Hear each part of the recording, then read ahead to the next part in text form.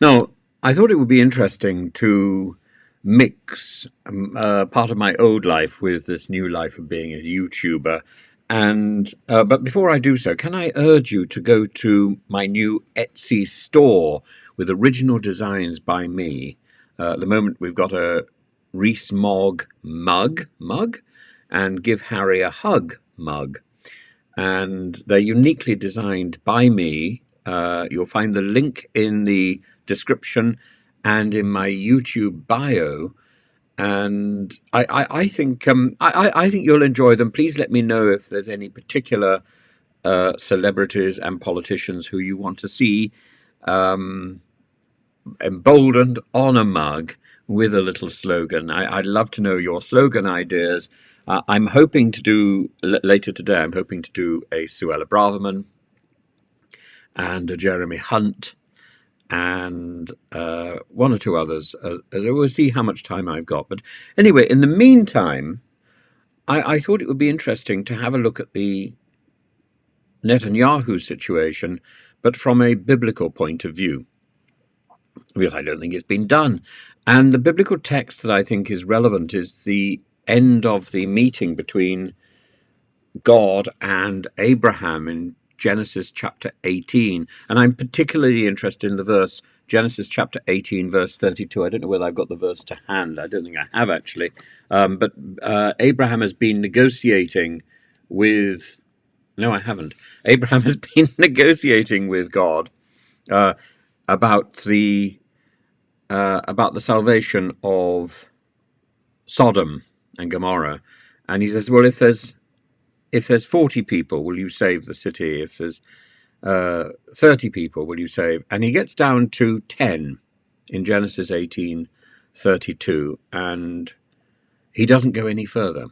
He doesn't negotiate any further. So if I find 10 righteous people in Sodom, then you won't destroy the city. And God agrees. But Abraham doesn't advance beyond that point. Now, there's a big difference between what Abraham does and what Noah does when Noah is told that the world is a mess and God is going to destroy it. Noah remains silent and builds his ark. Abraham negotiates. He bargains. And you've got a question, must goodness be at a critical mass in order to merit salvation? Must goodness be a collective thing? Collective goodness as opposed to collective punishment? Well, collective punishment is genuinely what is on offer here.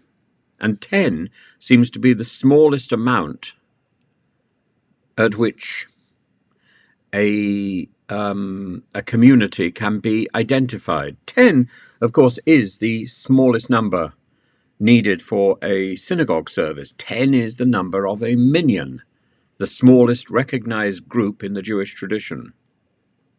And arguably, rather than saving Sodom, the angels of God go to Sodom and they rescue Lot, and they urge Lot to leave with them. Lot's wife turns round and turns into a pillar of salt, if you remember. There are other questions here which are worth answering. Why did Lot choose to live in Sin City? What was the sin of Sodom? That's certainly not clear. It seems to be inhospitality, which is demonstrated by the way that all the citizens of Sodom gather around the house of Lot while he's entertaining the angels, and they say, "Oh, you've got angels in there, bring them out so that we can have our way with them." Angel delight. And Lot doesn't. He says, "Take my daughters instead," which doesn't go down terribly well. We don't want daughters, we want angels. And this issue of collective punishment and this issue about bargaining for lives, I think we've gone beyond this point. I think this is not an argument that we should be having, but it's an argument which is taking place. When is enough? When have you killed enough people? From my point of view, I think one death is enough. Killing one person in a war or in the street is enough. That is enough. Joe Biden over the weekend was saying Israel has the right to defend itself and to pursue Hamas, but it must pay attention to the innocent victims. And the Netanyahu plan, this thing which looks like vengeance by any other name, hurts Israel more than helps Israel. He says, I want to see a ceasefire. I think he's quite right that the current threats to attack Rafah during the holy month of Ramadan damages Israel's reputation probably beyond salvation. It damages the prospects of a future peace and a two-state solution, for example. Cameron is quite right to question Israel's actions and her plans. But I think that we needed to go all the way back to the very beginning and say this is a non-proportionate response to an outrageous and heinous terrorist attack. It goes beyond self-defense to invade the entire territory and to raze it to the ground. It's not prudent to have done this, and certainly not prudent to have done it alone.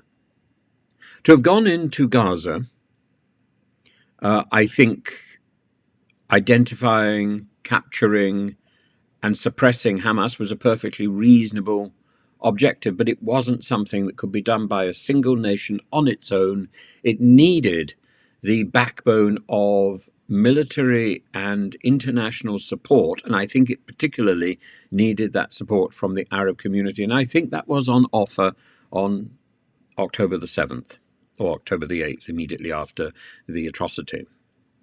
And Netanyahu rejected that goodwill, rejected that negotiated and measured approach. Instead, he threw into action the plans to raze Gaza to the ground. And 30,000 deaths later, people are now discussing, is that enough?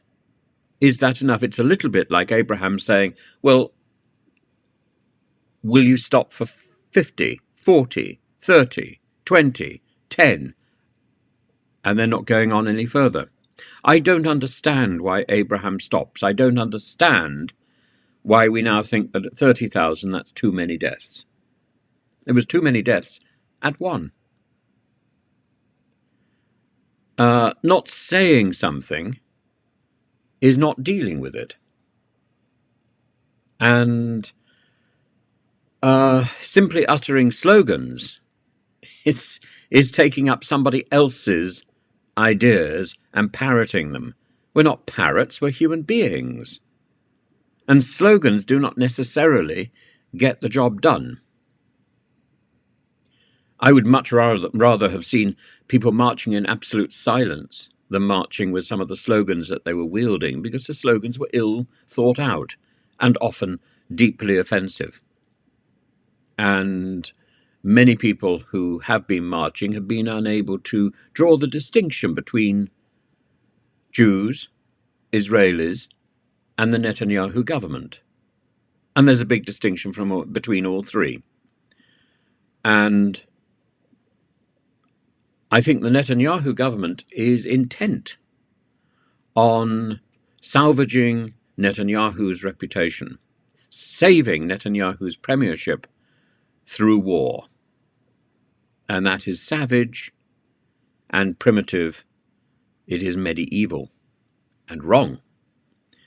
And calling for peace, as the Pope rather ham-fistedly, rather clunkily did the other day, is not necessarily calling for surrender.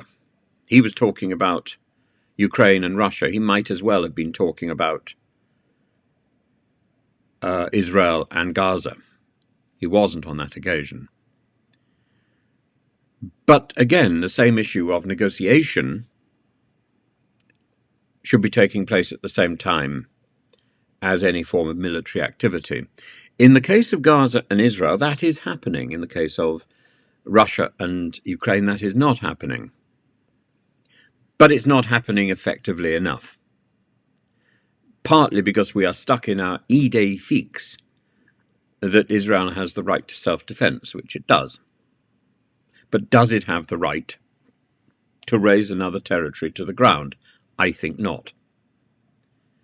Calling for peace automatically means calling for the release of all hostages. Otherwise, it is not peace. It also means calling for all sides to lay down their weapons, to abandon the bomb and the bullet, and to embrace political discourse. It means that Hamas has to transform. I think that's an objective in itself. I think that's part of the move towards a two-state solution. And I think it's something that that's the call we should be having, not a call for a ceasefire, which is a call for a recognition that we're still at war, a recognition that peace has not been attained. It's simply a pause. It's a semicolon as opposed to a full stop. And now is the time to call people to change their attitudes. The facts change, you change your attitudes, or at least as more facts are revealed, you change your attitude. This is what John Maynard Keynes was talking about. When the facts change, I change my mind. Of course you do. And people may say, oh, you're inconsistent. Oh, you're a hypocrite. Oh, you're not saying the same thing you were saying yesterday. Today is not yesterday. Israel has every right to a robust response to terrorism on its own territory. Every right. But this is not the robust response. And I think even the air strikes, which were part of and a prelude to the ground invasion, were not legitimate, were not acceptable. Trying to eradicate an embedded terrorist organization, trying to deal with a guerrilla warfare, Israel has had plenty of opportunity to observe what this means, particularly by looking across at Northern Ireland, by looking down at Lebanon, by looking across at Syria. And it can see very easily what guerrilla warfare is like and how difficult it is to eradicate the guerrilla armies. The only way to do that is with international force and with the collective action of the world behind you. Doing it alone doesn't work. The only way that we got peace in Northern Ireland was by having the support of America. That's not having the support of America producing and giving us weapons. Having the support of America looking towards a peace initiative. And that went on. The troubles went on too long. We shouldn't be asking how far or how many dead is too many. Have they gone too far? They went too far in the first place. It was the wrong call. It was the wrong response to an awful and an horrific situation. But similarly, I think it's been the wrong response for a long time to imprison Palestinians and to pursue Palestinians in a way that the police and the authorities would not pursue Israelis. The wrong response. And it's time to set things right. It's time to change minds. We change our attitude when the facts become clearer. And it's now time to change attitudes. And I think it's time for Netanyahu to go. I think it was time for Netanyahu to go on October the 7th or October the 8th, when he was shown not to have protected his people. But it's definitely high time for him to go now. His time is over.